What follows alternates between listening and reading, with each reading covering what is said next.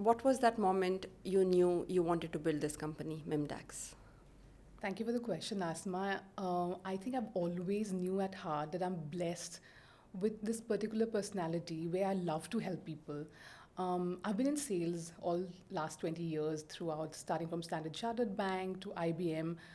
And when in sales, sales is a very, very challenging role. A lot of people come in and out, but I always knew that although there were challenges, I love the fact that I can help people solve somebody's problem. And doing this over a period of 20 years, I wanted to do it for myself and kind of go ahead and help more people to learn the technique, learn the solution. And I think that is, I've always had the thought in my heart, but needed to have a lot of experience on my hand to go all out. What problems does Mimdax solve, which internal leaders often miss? As you know, Asma, being in the real estate industry, typically a team of 15 to 20 salespeople, the ones who actually run the show are the first top four, top five. And what happens when they leave? The whole team, the whole sales numbers comes crushing down. And what we solve is making sure that the whole team performs. Sales leaders don't have the time and bandwidth to actually micromanage small issues and break them down and unpack them because they are obviously chasing the bigger picture. They are also maybe content with the numbers that are coming in from this top 4 or 5 people. What I have seen success with working with my clients is actually sitting with the underperformers, unpacking their issues. There could be really, really small issues, but if you do not take care of them at the start, they become bigger issues. And then you have to face downtime, having to let them go, and that costs you with your recruitment cost, etc. So that is how I work with sales leaders, and I have been extremely successful in actually making sure that the whole team contributes or work towards contributing to the numbers. So, if you were sitting in front of a underperforming real estate agent, what would you tell them? A lot of times, salespeople do not perform because either they have inhibitions about themselves or they have inhibitions about the kind of services or the product or the company that they're working for. They don't have the belief. You, as a salesperson, will have multiple reasons as to why you're not putting your best foot forward. And my role is to unpack that issue. I personally feel very, very comfortable in having one-to-one conversations, and I think I'm blessed with that particular personality where people open up to me without feeling being judged or feeling compromised, and I bring the best out of it. And when I unpack issues, I kind of inject that kind of confidence, inject their belief, and it's a process. Companies sign up with me for a long-term period to be able to reach to that position, but it's not impossible. Bringing an underperformer salesperson to performing is just putting the blocks together. Let me give you an example. Actually, these are real life examples with 2 sales agents. Number one actually came from a competitor company, and he worked there for a long time. He believed in their solution and product. So when he joined this new company, which is similar, he constantly compared. Okay, in the previous company, they used to do this, they had this services, their reach was this. So he did not believe in what this particular company had to offer, and that did not resonate with anyone. So when I sat down with him, understood what his roadblocks were, that is when it came out that, his comparison was so strong, his belief in his old company was still there, that he could not take this company forward. So whenever he went to a client, he constantly felt if the client said, oh, you know what, you guys don't have this, he believed in what the client was saying because he did not believe in his product. I helped him unlearn what he believed in and actually believe in the current company's solutions, and that really, really triggered and made him feel very fearless. That is one of the examples. So typically what you should do is unlearn. We all come from very, very passionate backgrounds. We must have worked in companies for many years, have sold, and especially salespeople, we are so passionate. We sell it in and out, day in and out, and we've lived by that. Suddenly to join a new company, it's very difficult for us to kind of unlearn, forget the past, and start with the new vision. What you should do is leave behind what has been your experience and believe in where you are, because this is what is going to be a stepping stone. especially in the real estate market, as you see, I could have been a salesperson, closed $1 million deal, have had my way, was a superstar candidate, a sales guy there, and then I joined this new company with the same kind of hope and same kind of confidence, and then I see this company does not give me enough leads, or hey, the marketing agency or the marketing department is not as strong as my previous company. There goes all my confidence, and then I'm lost, and I keep comparing in my head that this place is not good enough, and hey, this company is putting you forward in front of their clients. Are you doing justice? I will help you figure your way out with confidence in learning how to believe in the system and how to sell even better than what you were doing, because you definitely have it in you. What separates a good sales rep from a great one? Right. If you're on sales, you definitely have that extra notch of energy and believe that you can convince someone. But a lot of us, what happens is we get lost in the pressure. We get lost in a lot of demotivating factors. You speak to 10 clients, only one kind of hears you out. So what I've seen the great salespeople do is they're completely consistent in their efforts. I know of a sales guy who gives himself a daily target. I'm going to speak to 20 new clients or have 20 new conversations. And by the 18th one, he's got no answer, nobody's picked up, somebody's been rude. But hey, the guy will not stop. He will make sure that he completes his 20th number. And guess what? That 20th call could have been your successful call. Good salespeople, they are not consistent. Now, if I have to refer to an average salesperson, is the one who's not consistent. They have the motivation, they want to do it, they do it well, but they get demotivated by a no or by They might just give up in the first 10. yeah, first 10, and then they go with how their mood is or what kind of motivates them. Hey, I've got a good sale, so I'm quite motivated, so I'm going to do that extra bit. Today's been a bad day, so I'll call it a day. I think consistency, show up even if your day is not going amazing. And setting goals, I always tell sales leaders or my clients that I work with, make sure every Friday your sales team utilizes that day to set goals for the next week, and let those goals be achievable, not like admirable goals, so that they can actually achieve it. And that has been a very, very extremely helpful process. How has your curiosity helped you grow in this business? And being curious, does it help you? I think curiosity is one of the most important ingredients in a salesperson's life. Me, I have been a salesperson for 20 years. If I was not curious, I would not grow. Now, Asma, as we all know, every client is different. I cannot replicate my success story with client A and imagine client B to also buy that particular success story or the solution that I provide. I need to be curious. Suppose, for example, you are the client. I need to be curious about what is your appetite to buy? What is your pain point? Everybody has a different pain point. Now, every company has a different pain point. So I need to be curious to find out if I feel like I'm just going to replicate solution A to solution B, I'm not going to be successful for too long, because every client is different, every case is different. And in this market, in the GCC market, as we all know, we all are blessed with meeting thousands of different nationalities. We all have different ways of dealing with things. We all have different ways of having that conversation. Some people like that small talk. Some people want you to get to the point immediately. So you need to gauge, understand, and be curious about that person's character and personality, and take it forward that way. There's one particular point which I believe in and live by it, that whenever a salesperson approaches someone, it's you are trying to make them buy something, right? And something is your own product. I think when you approach someone, you should not be looking at selling your story. You should be looking at selling their story. For example, I'm approaching you. You want to buy a property from somewhere. I shouldn't be looking to gain a client to buy my property. I should be looking to help you buy a property. And I think if I have that mindset, I'm going to solve a problem no matter what. But if I'm just going to push my product, my services to you, no matter what your pain point is, do you even need it, then I'll definitely be unsuccessful. in maybe successful at once, but unsuccessful in the long run. It won't be, not be a consistent solution. Let's talk about doubt and uncertainty. There's a lot in real estate or any kinds of sales.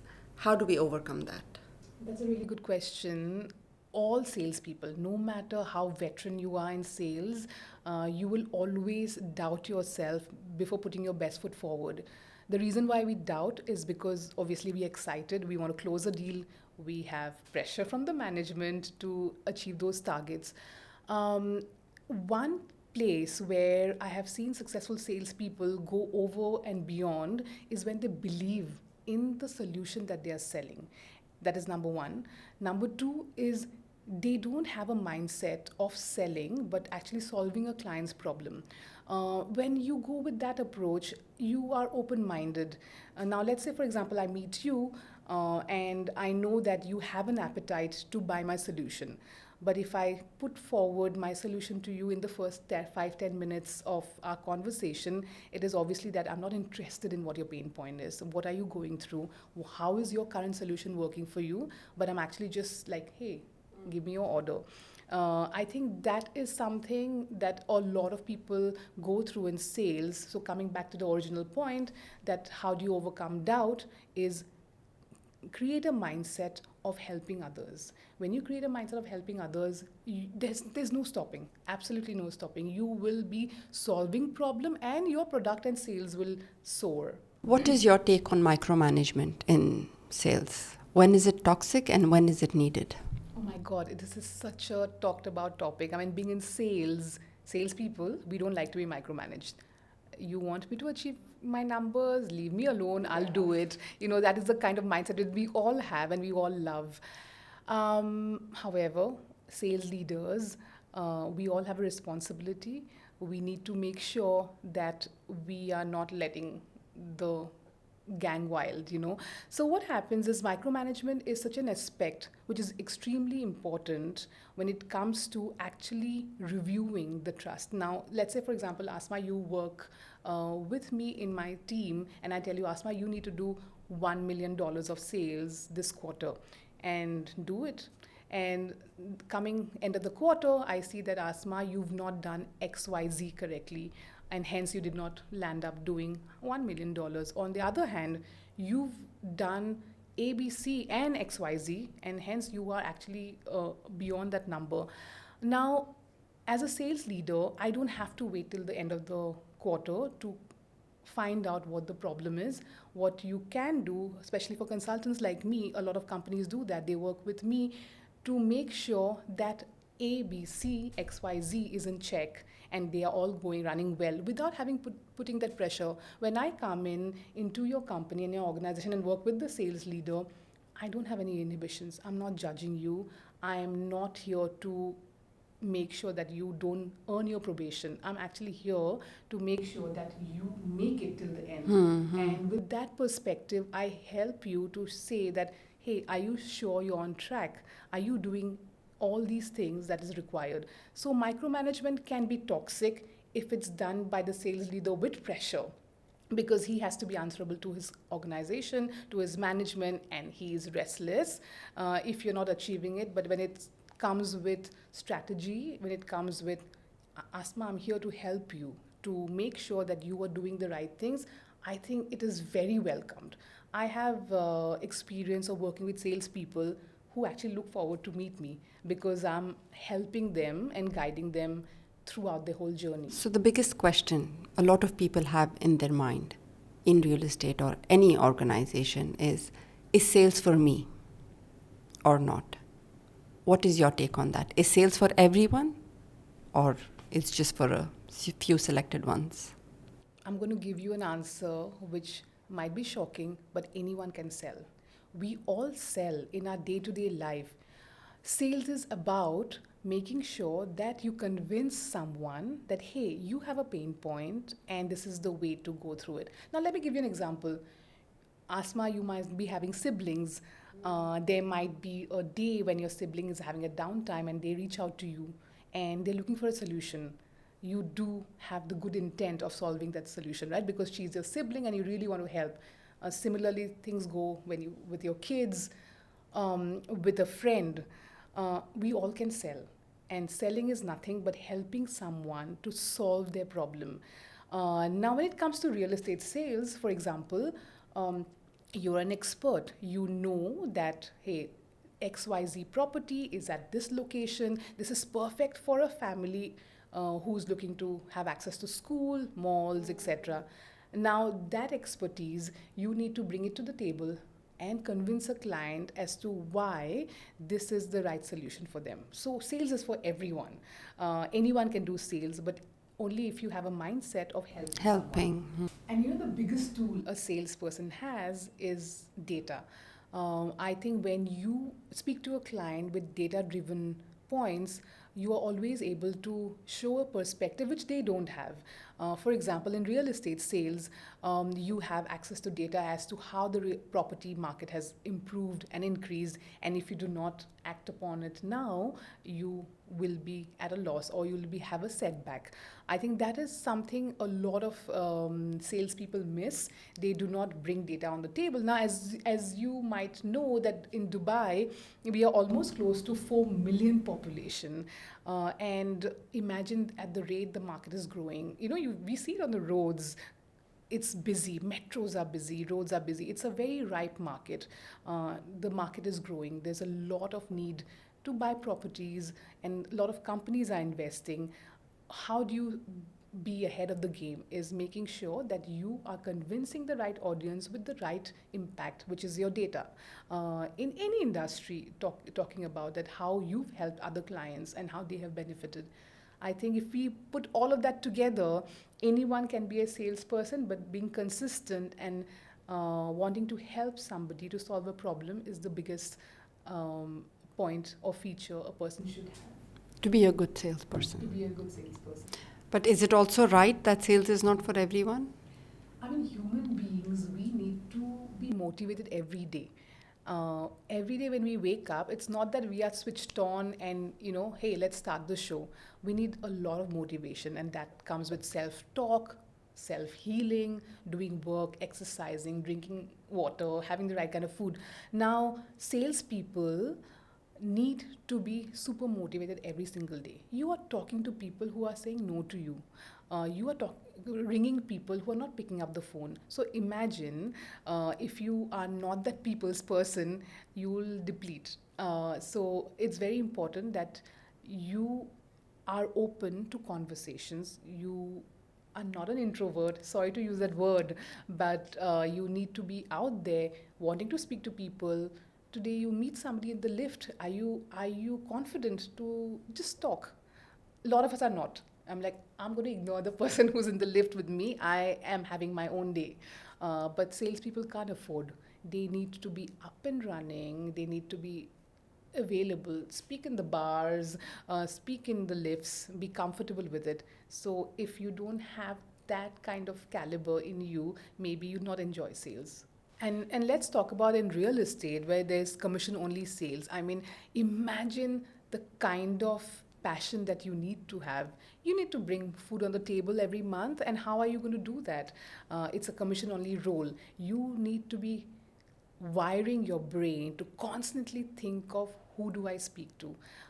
And imagine if you don't like to speak to people, you will find it extremely difficult to meet the ends. So, in that sense, sales is not for everyone. Why do companies need to outsource sales consultancy when they already have sales leaders in house? That's a very good question, and I think every company will have this particular thought in their mind because end of the day, it's an extra cost. But let me tell you, you are actually saving cost by having a sales consultant on board. Um, I'll give you an example of clients I've worked with. Now, sales leaders are expected to run the big picture. Go after your big enterprise clients. Bring those large $1 million deals, or if not $1 million, $1,000 deals. If you sit and spend your time in unpacking and micromanaging your underperformers in your sales team, you are not able to chase the big picture. Let me come in and do that job. I will make sure that I will bring your underperformers back to performing, and that is actually going to add to your revenue and bottom line. The second most important point, which I have noticed and I've seen, is that sales leaders spend a lot of time with new joiners. They have to train them, they have to make sure that they understand the language, ethics, and the culture of the company. And that takes a lot of time. You can't have new joiners pack bags and say, hello, start selling in 2 days. You need to spend one whole week with them so that they feel comfortable, they understand your language, and they actually believe in your product. Now, that 1 week is taking away so much time away from the sales leader who is actually supposed to be chasing the bigger picture. I also help in training new joiners, making sure that they are certified to start running your show. That is why an external sales consultant who works with multiple industries can bring value on the table. And I think it's my passion to make sure that each and every salesperson is successful. They are not just waiting to pass their probation, but they actually have a roadmap to be retained in your company and have a long term association. What inspired you to move from a successful sales career to having your own sales consultancy? Thank you so much, Asma, for this question. I've been in sales 20 years in an individual contributor role and then moving to a team leadership role. I personally believe I've always had that ambition of helping others, and I've been very successful because I feel like I connect with people very well. And when you connect with people, you are able to solve their problems, unpack the issues. Um, I have been doing this in the long run for a period of 20 years. And I just feel like I want to do more and extend this service and coach people to do this better. And that is how I've taken the plunge after 20 years of having that experience, now spreading it to much more industries and more salespeople to learn the techniques. What was the moment when you knew you wanted to start this? You wanted to start Mimdax? There was this particular client actually who it was a very important client for the organization that I was working for, and that client decided to not continue their relationship with the company. And being in sales, I was the front lead and an account manager for that particular client. I made sure that I retained the client with a lot of strategic initiatives, and those initiatives were almost impossible for us at the start because the client already had decided to move on. And I made sure that I actually got in touch with different touch points within the company, not only my contact person, but within many different decision makers. And that belief of actually retaining the client, and let me tell you that that story is such a successful story for me because I did not only retain the client, I also upgraded them to buy more from the company. And that gave me a sense that, hey, you know what? I can replicate this. And my strategies were my own strategies that worked.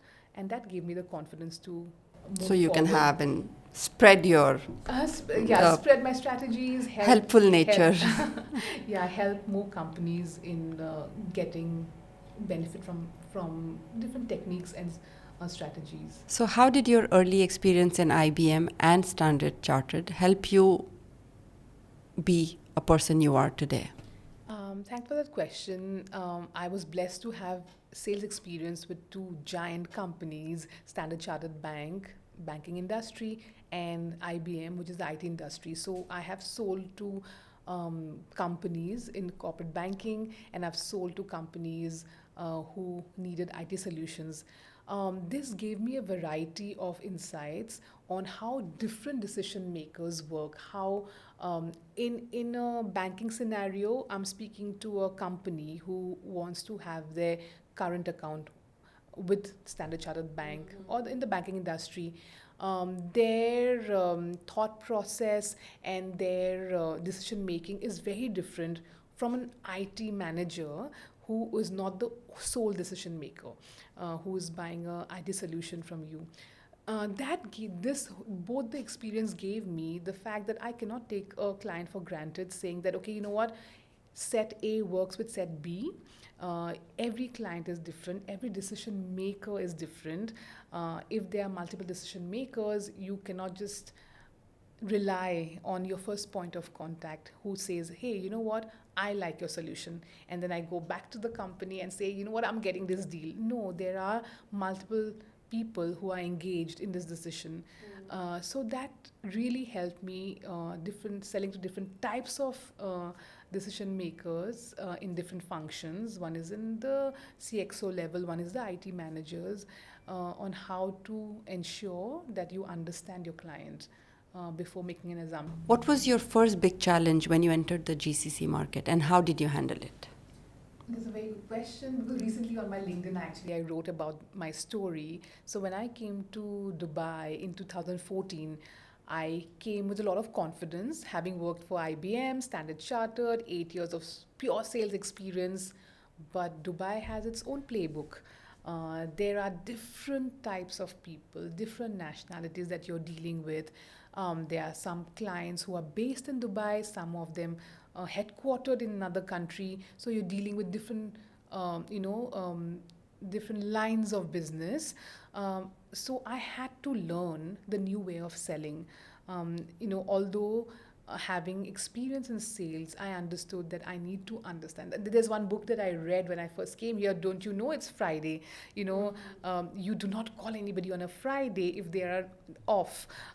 You don't follow up with them.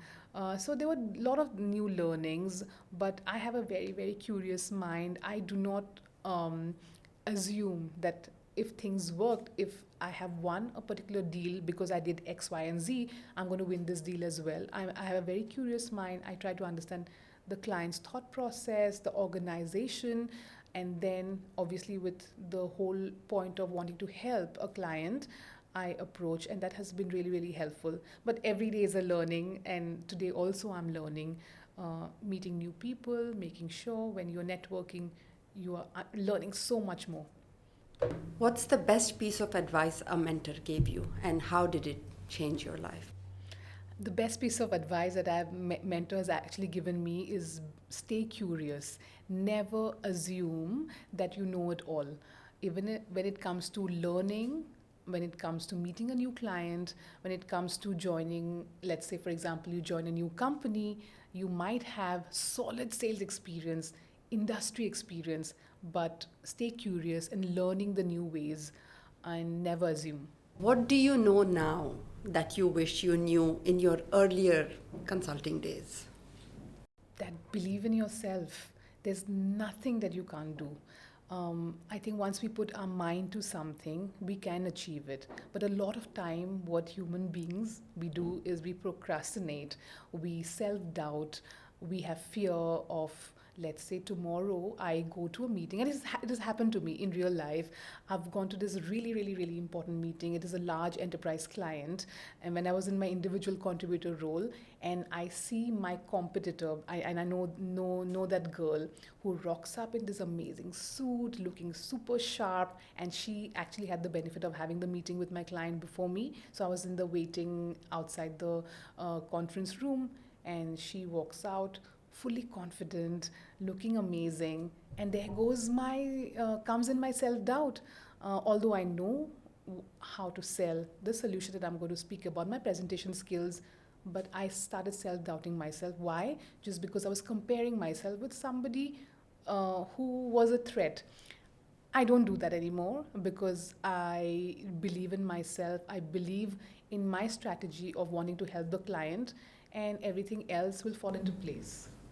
In sales, self doubt can manifest by itself. If you're just having 2 bad days, your mindset changes. How do you deal with that? That's so true.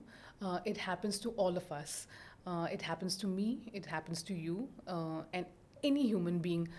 We all. Happens to Asma a lot. We all are driven by one terrible word, which is a four-letter word called fear. Fear is something that is imbibed in all of us, and how you let it drive you is the most important. So, being in sales, I'm so sorry to say, but there's no place for fear, because what happens is if you let fear lead you, you will come crashing down. Because I've had days when I have a monthly target of X, and I am on the 20th of the month with zero sales. And imagine, I have been feeling very confident, I've done all the right things in the last 20 days, but I've not built anything. And there goes my confidence and there goes my motivation. I'll say, you know what, in the next 10 days, I'm not going to do anything. But you need to say that, hey, let me do what I'm supposed to do. Being consistent, those 20 calls every day, no matter, even if I'm not having any response, I will call the same client back again. So, driving yourself out of fear is something that is an art and a science, but salespeople somehow get there because they know that it's a race that they need to run every day. Like we spoke about, if you are on a commission led program where most of the real estate salespeople are, how do you let fear come into your money and your earnings, the right word to use. So I think we constantly have to do that self work and drive fear away and believe in yourself, guys. When you believe in yourself, you can achieve anything you want. What's next for Mimdax? What kind of impact do you want to make in the next 5 years? I want to be GCC's number one sales consultancy, and I know I will get there. But how will I get there is by solving clients' problems. I am a person, people who've worked with me, people in my personal circle know me that I'm very authentic. I do not believe in shortcuts, and I will always bring the best on the table. If you are a client to me, I will ensure that I serve you and make sure that you find a solution to your problem. I am not here to just walk in and pass my days. I'm here to solve your problem. And that is what I'm aiming at. So the next 5 years or 10 years, I'm going to just be focusing on that and making sure that I'm solving clients' problems and making an impact, being that person where your team looks forward to be around. By the way, I would, if you have the time, do visit my LinkedIn profile and read the testimonials that I received from the salespeople that I've worked with. Um, it's very rare, but salespeople actually look forward to having pipeline meetings with me, because I think it's a two-way conversation and it never feels like a authoritative, and that is what I want to bring to the table. I want to make people feel comfortable. I want to lead with empathy, and I just want to make